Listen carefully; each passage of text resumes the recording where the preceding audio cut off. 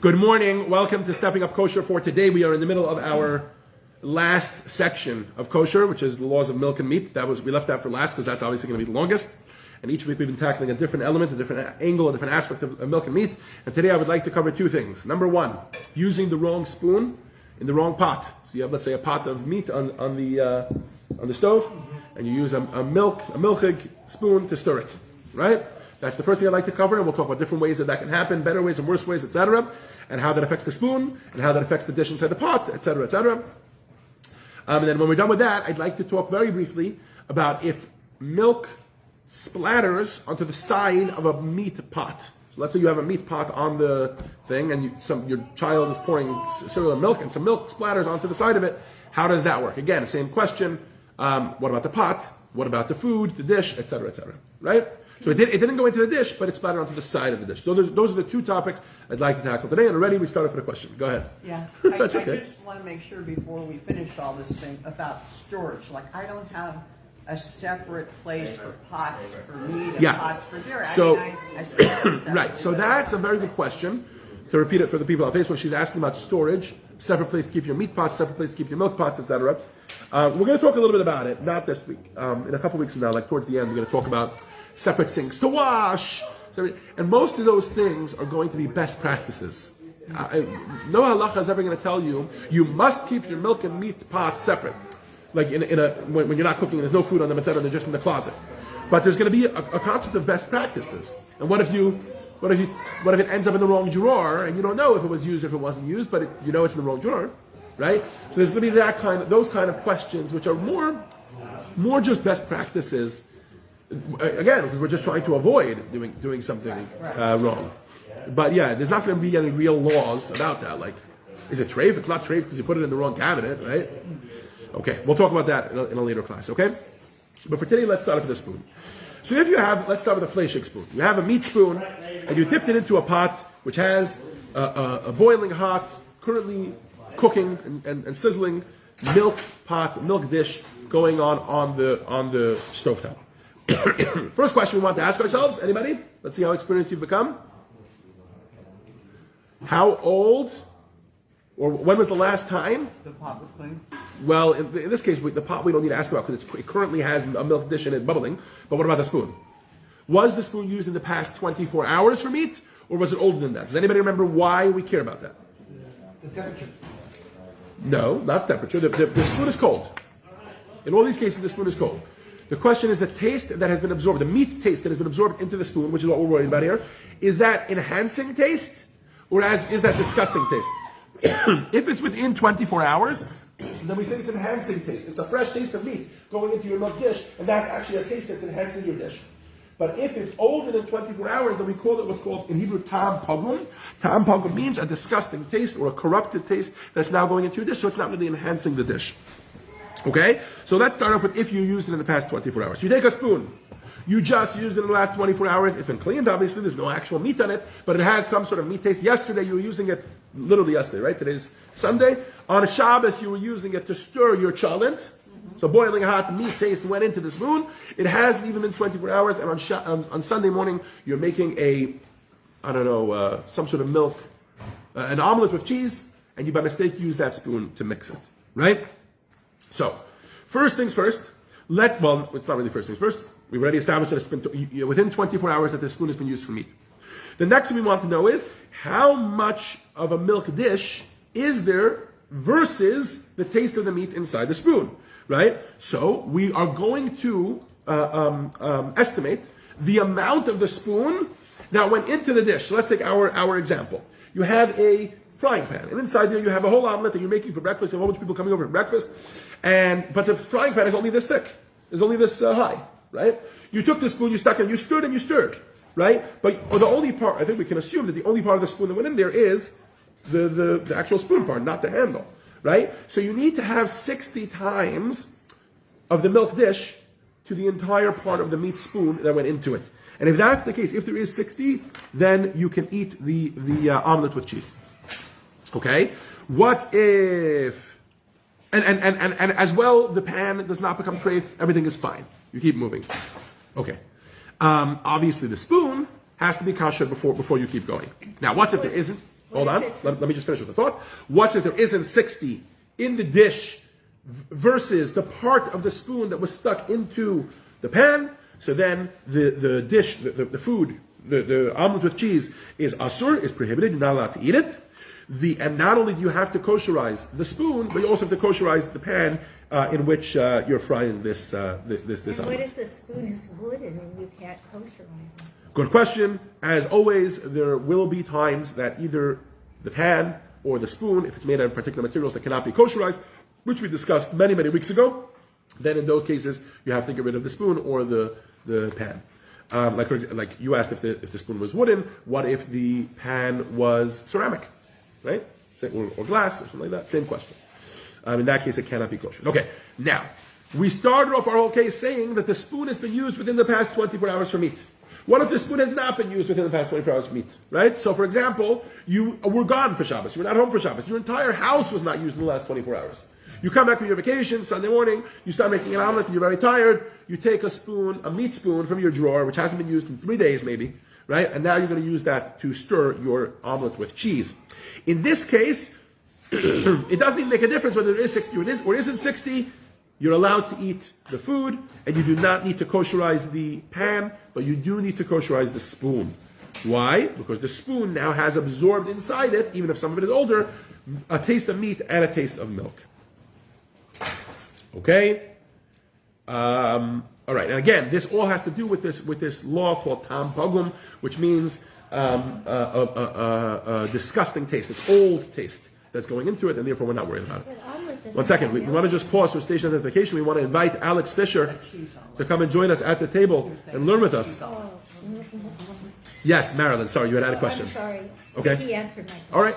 Now, I as always, I should clarify that even though we've been giving examples of meat and milk, it could be the opposite too, right? It's meat and milk or milk and meat. It goes both ways, works the same way, right? So if you had a meat dish in a pan of the thing, and your spoon was a milk spoon by mistake, etc. Okay. How do you Any determine questions? the 1 to 60? You know, You do your best you estimate. have a metal Usually, spoon. if it's tight, usually you don't even make yourself crazy. You know what I mean? Like, if it's tight, I just say, okay, kosherize it, and that's it. It's usually like when it's very, very clear. You have a whole soup on the pot, and you take a spoon and you dip it in, it's like beyond 60. If you have a whole pan full of eggs, and you're dipping in a tiny spoon that has a little, it's way beyond 60. Again, you have to be able to estimate it, but yeah, that's the case. I think Leia is thinking that this class, she's supposed to be on Facebook. She's like, hey, how come I'm not live? Yes, go ahead, you have a question? So if you grab, like, let's say you're making it and you don't have the utensil, and you say, oh, you know what, I'm just going to use the spoon. I know it's not correct, but instead, I'm going to use the handle part that didn't go into the meat or anything. Good question. Good question. So there's two parts to your question. Number one is, everything that we've been discussing in this class, particularly today, but really in general, has been b'diavad, which means if you did something past tense. This is a very important rule, by the way, and I'm glad you brought it up, and I want to say this to begin with. Let's say, for example, in this case we said that if the taste in the spoon was old, and it's way more than 60 in the pot. So after the fact, we're saying, oh, it's fine, you're allowed to use it. So maybe some of you are thinking, okay, so if I don't have any other spoon, I'll take that spoon, I'll use it. The rabbi said you're allowed to eat it afterwards. There's a big difference between before and after, right? Why? Let me explain why. When we say, the case that we just gave, for example, after the fact, the question is, are you allowed to eat it because is this considered milk and meat together that biblically would be prohibited to eat? But before I give a different question, when you stick the spoon in, you're actively cooking milk and meat. So the question of afterwards and the question ahead of time is a very, very different question. You understand? Yeah. So I want to point that out, number one. And number two, the other question that he asked is there a difference between the handle or the cup of the spoon? He thinks he came up with a hack. He's like, hey, I have a spoon, all my spoons are milk. Why? Because I use them to stir, but the handles are all part of. What if I make all my handles fleshig? I make all my handles fleshig, that's what I'll use to stir meat. In fact, by the way, he has a whole business model he's coming up with now. He's going to make double-sided spoons for kosher homes. On one side milk, on the other side meat, right? Vicky likes it. Unfortunately, I have to nip this whole business idea in the bud. Why? Because there's a rule called cham miktsasai cham kulei, which means even though we all know that if you take a spoon and you stir, the head of the spoon is going to become very, very hot because it's inside the pot, and the handle of the spoon will usually stay. Maybe it'll get a little warm, but right. from a halachic perspective, once part of something becomes hot, it's as if the entire thing becomes hot. In other words, if you stuck part of a spoon inside, let's talk about kosherizing the spoon that we've been talking about, right? When you kosherize a spoon, you don't have to kosherize only the part you dipped in. You have to kosherize the entire spoon. Why? Because cham miksas and cham kuli, halachically, if part of a spoon is hot, the whole spoon is hot. If part of a spoon became treif, the entire spoon became treif. That's how it works. Yes. Label? Okay, está bien. Muchas gracias. Thank you so much. Thank you so much for bringing us. Anna, thank you so much for breakfast. Delicious. Thank you. I haven't had any, but it looks delicious by everybody's empty plates. Okay. Today was a challenging day because I had to make sure everything. I had to be turning on all the fires. I had to be checking the eggs, right? But I also had to be chazen. I mean, if Alex noticed, every 15 minutes in the middle of chazen, I'm jumping to the kitchen to make sure the fire was turned on by a Jew. That reminds me of the story of the rabbi who disappears. I don't think he's in Rosh Hashanah or Yom Kippur service, and everyone wants to know where he is. And he went to a house of a sick widow. That's the Alter Rebbe. And he chopped the wood. Yes, that's the Alter Rebbe right in the middle of this past Friday was his yahrzeit. That was the Alter Rebbe. That in the middle of the Yom Kippur service, he went out to actually violate Yom Kippur for not a pregnant woman, a newly delivered, a new mother and her child.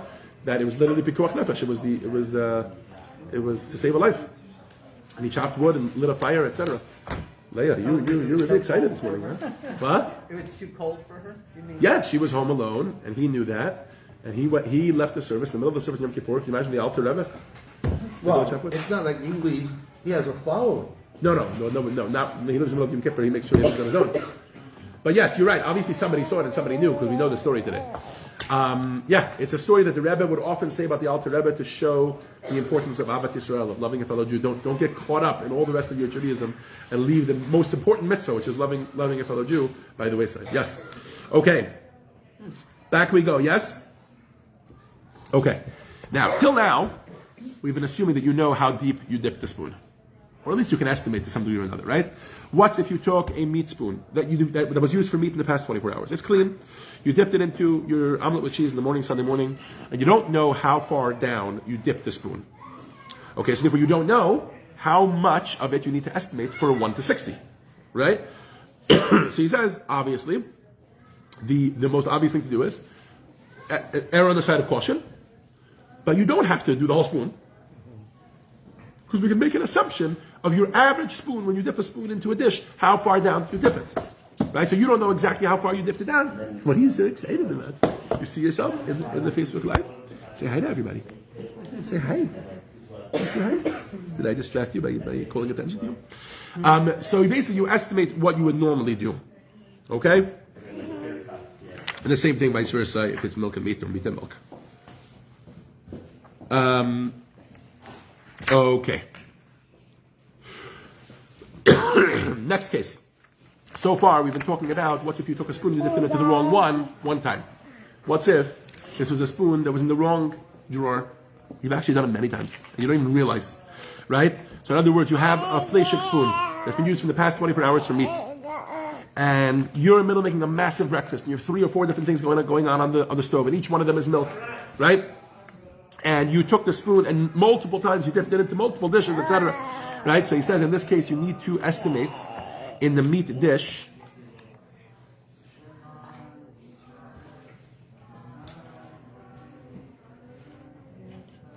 the meat dish? I think he mixed up his example. You need to estimate in the milk dish that there should be 60 times versus a 1 time of the spoon. In other words, just because you took the spoon, let's say you had your omelet with cheese going on the thing, right? And you took the spoon, you dipped it in 1 time, you took it, dipped it in a second, and you took it and dipped it in a 3rd time. So you think you need to have 60 versus 3 times the size of the spoon. He says, no, it's the same spoon. So you still need to have only 60 times 1, and the same thing vice versa. I'm sorry for my confusion. It's just that I think he mixed up his own example in the middle, and he switched the meat and the milk in his thing. Okay, what about if the dish on the stovetop is not milk? It's parav. You are making a nice parav soup.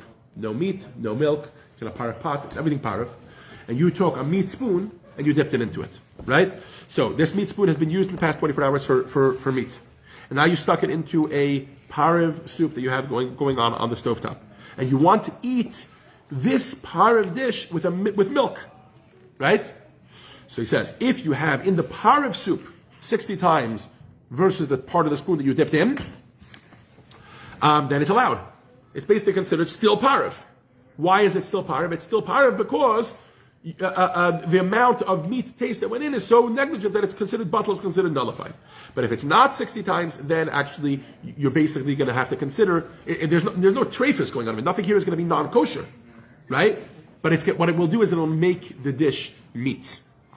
And then you would not allowed to be able to eat that dish together with milk. The same thing, you should be careful to eat this dish with only meat bowls, even though you're making a par of soup, but because now there wasn't 60 against the spoon, the part of the spoon that was dipped in, that was a meat spoon, so basically we're going to treat this soup as meat, and therefore you should make sure to serve it in meat bowls. Obviously, if the spoon that you dipped in was not used in the past 24 hours, but it's older than that, it was used for meat, so then because of tam pagum, because the taste is considered disgusting, it wouldn't affect the soup to make it from parav to meat. And then of course the same thing is vice versa if it's a milk spoon. Okay. So you serve it in meatballs, but Only if you don't have 60 times the spoon that was dipped into it. like a small amount of soup. Exactly. If it's exactly something like that. Or you didn't dip it far, right? You were just skimming it. Right. Exactly. Then there is 60. Yeah, but he's saying the case where there's not 60. Yeah. Look what I found there. Look what I found stuck to the back of you. Ooh la la. Okay. Let's do Yehuda's case because he has it written out and spelled out here. Does she want a cube? If you have should be good. If you have a meat spoon, a spoon that was used for meat in the past 24 hours, right?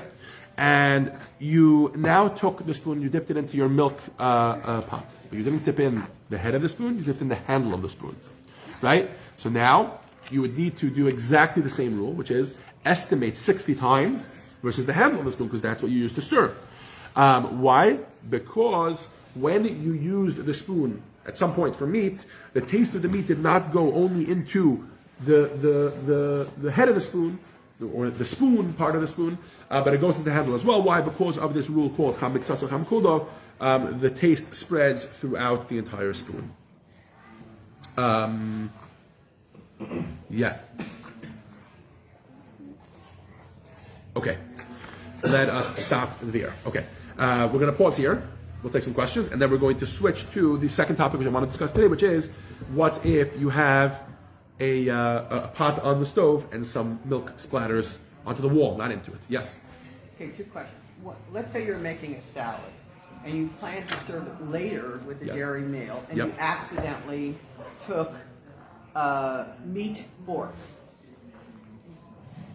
to stir up the salad as you were making it. All cold? It's all cold. Yes. But you can't put it on meat dishes because you are planning the rest of the meal to be dairy. Right. Right? Because with parb, sometimes you're using it with different things. What do you do then? It's cold. Yeah. You can't serve it with a dairy meal even though you accidentally used a meat cold fork. That's fine. The salad would still be part of, unless there's something sharp in it, which often there is called the dressing. Right. Because remember, if there's something sharp inside it, like You onions. might have onions in it. Right, onions Mushrooms. right. No, mushrooms is not a problem, but onions would bring out the taste. But assuming that there's no onions in it, nothing sharp in it, so if it's cold, then just because you used a meat fork, that didn't do anything to the salad. But if there was you can eat onions it together in with milk. then What? you would have a problem? In fact, you can even put cheese into that salad. But if there's something sharp in it, that would be a problem, yes. Because then basically the taste would come out of the fork and the thing, and then it would start to become all these same questions. How old was the taste of meat inside the fork? And the same would be true, let's say you're making an omelet, right? Or Yes. you're making a batch of scrambled eggs. Okay. You plan to you made it on a parb dish, so you Right. could make it with cheese one Right. day, and the next day you could make it with meat, Correct. right? 'Cause Yep. it was made Part of parb, dish, yeah. Right? But then you have to be careful that you used only a parb fork or knife, because if you used anything else, Yes. you're cooked. Originally, you're supposed to use a para fork or knife. Okay. If you use a non-para fork or knife, that's where exactly what we just discussed comes in. Is the taste in this fork or knife within 24 hours, older than 24 hours? Then you're in the clear. The eggs are still parav. If it's fresh within 24 hours, then it depends if you have enough eggs in there to be 60 against the part of the spoon you dipped in. And again, here the conversation is not whether it's kosher or not. It's just whether the eggs would become fleshig or milchig based on the fact you used the wrong spoon for it. Okay, thank you. Okay, good question. All right. You have a pot. We're ready to go? Any other questions? Okay. You have a pot sitting on your stovetop. You've been doing everything great. Let's say you have a cholent going, right, or a chicken soup. Nice meat dish bubbling on your stovetop. Everything is kosher. And then your child comes and is pouring himself a bowl of cereal milk. A drop of milk splashes. You watch it happen. Splashes to the pot. Now you know for a fact it didn't go in. Maybe because there's a cover. Maybe because it's just simply not possible. It's too high. But a drop of milk did go onto the wall, the outside wall of the meat pot. So the question becomes, which part of the pot did it land on? And usually you can tell, because you see the splash of it. If it went onto the bottom part of the pot, in other words, we're on the flip side of the wall. There is actually dish meat inside there, or chicken soup inside there. So then you need to basically do exactly the same thing as if a piece of a drop of milk had gone inside, which is there 60 in the dish that's inside versus the drop from the outside? And if there is, then you're good to go. You're allowed to eat. You're good to go in terms of you're allowed to eat the food that was inside, but you should kosherize the pot. Okay, why are we kosherizing the pot? All right. You mean like pour what's inside into another pot and then kosher the pot? Yes, correct. Well, yeah. And once you're done, you're allowed to eat that dish. Go ahead, serve your chicken soup, have a good time. But afterwards, you should kosherize the pot. Now, I want to talk about why you need to kosherize this pot. Okay, because normally, if a tiny drop of milk falls into a big pot, and it was way more than 60, we say it's kosher, and you don't need to kosherize the pot. What's the big deal? But because it's on the outside of the pot, right, the taste is not gone. We're worried that the drop of milk, or whatever it was that went onto the side of the pot, did not actually fully get absorbed into the side of the pot. So the next time that you heat up this pot, you're actually actively absorbing new milk from the side of the pot. Right? So that's what we tell you. You have to kosherize the pot and start again. Okay. What if the drop did not go on the bottom half of the pot? Rather, it went on the top half of the pot. We're on the flip side of it. There is no dish cooking, no food cooking inside of it. So then he says, yeah, it actually gets worse, not better.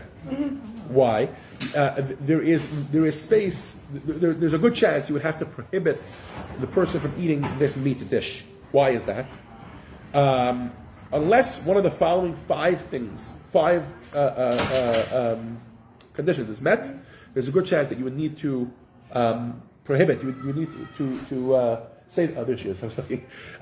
You would need to say that you cannot eat the dish that's inside, unless one of five things. Number one, the pot is so hot, is very hot that it's in the middle of bubbling, and there is a cover on top. Okay.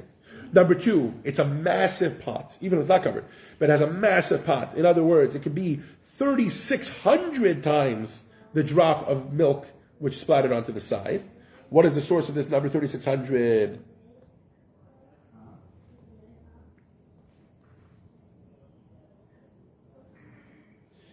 Okay, I don't want to get into it. It's very, very complicated. But suffice to say that 3,600 is 60 times 60, which is the number we're going for. All right, and there's a reason for that. I see the whole reason that he has here in the footnote, but I don't want to get too deep into it. Okay. Condition number 3 that there could be, which could make that even though it spilled onto the top part of the pot, it's still kosher, would be if it's such a tiny part. It's not and the flame itself could have gotten rid of the drop. Condition number 4 would be if the dish is being cooked for Shabbat or Yom Tov, or for guests. In other words, you're going to bring it maybe to one of the evacuees, to bring them food, etc. So it's such and you have 60 times the drop of milk. So in that case, we say we're more lenient. Again, these are all cases that we're more lenient because there's basically a reason to be lenient. And condition number 5 is when you're going to lose a lot of money.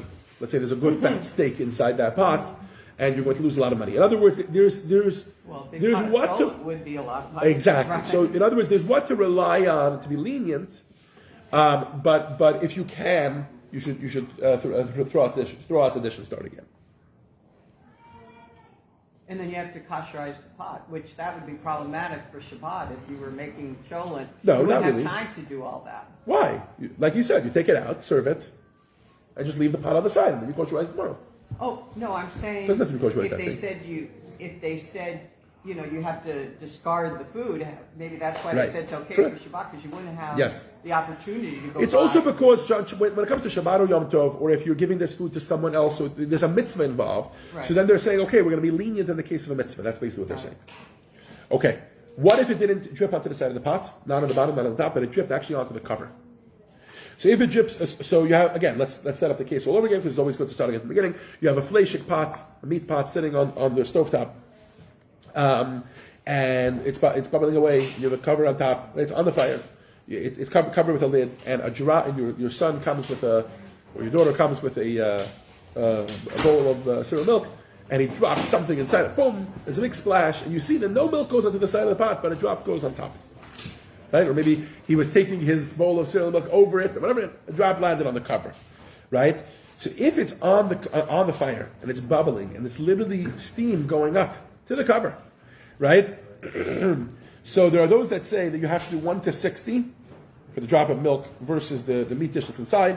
And if there is 60 times, then you're allowed to eat the dish. And if there isn't 60, then you're not allowed to eat the dish. That's what some people say. But there are some people that are more stringent. And they say that actually you have to have 60 times the entire cover. Same concept as before. Because we're worried that maybe the milk wasn't fully absorbed into the cover. So maybe your entire cover now became milchings. Just like the spoon. Remember the spoon? You have to have 60 times the spoon? So maybe the entire cover became milchings 60 times the cover. Now obviously that's a major difference. Oh, hello. You found me again? Obviously that's a major difference, but there are those that say that you need to have that. And that if you don't have 60 times the entire cover, then actually the cover is treif. In other words, it needs to be kosherized, and the entire dish, the food that's inside, would need to be thrown out.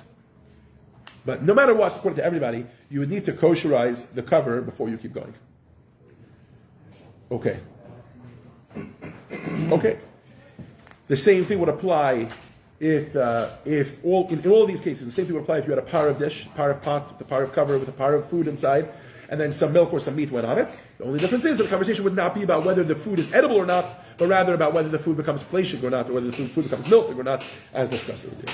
And that concludes for today, Stepping Up Kosher, where we discussed the laws of using the wrong spoon, or a dripping onto the side or cover of the pot from the opposite category.